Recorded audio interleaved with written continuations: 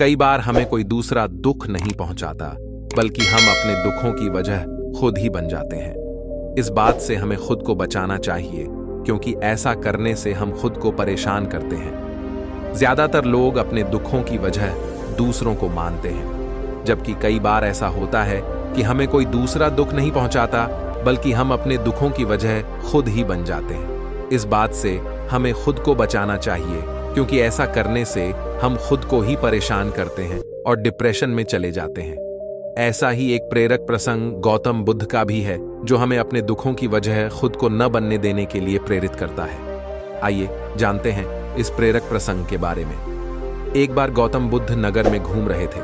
तभी बुद्ध ने सुना कि उस नगर में रहने वाले कुछ लोग बुद्ध को बुरा भला कह रहे हैं और बद्दुआएं दे रहे हैं। ऐसा इसलिए हुआ क्योंकि उस नगर में रहने वाले कुछ बुद्ध विरोधियों ने आम नागरिकों के मन में ये बात बिठा दी थी कि गौतम बुद्ध एक ढोंगी व्यक्ति हैं और ये उनके धर्म को भ्रष्ट कर रहे हैं। इस वजह से उस नगर में रहने वाले लोग बुद्ध को पसंद नहीं करते थे और उनको अपना दुश्मन मानते थे। गौतम बुद्ध ने जब नगरवासियों के इन उलाहनों को सुना तो वह एक कोने में शांति के साथ खड़ीडीडीहे हो गए और उनकी बुरी बातों को आराम से सुनते रहे। इस दौरान बुद्ध ने कोई प्रतिक्रिया नहीं दी।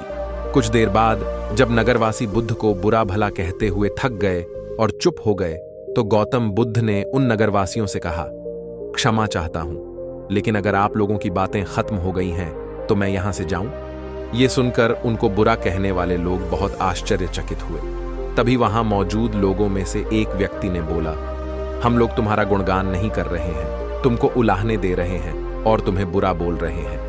क्या तुम पर इन बातों का कोई असर नहीं हो रहा?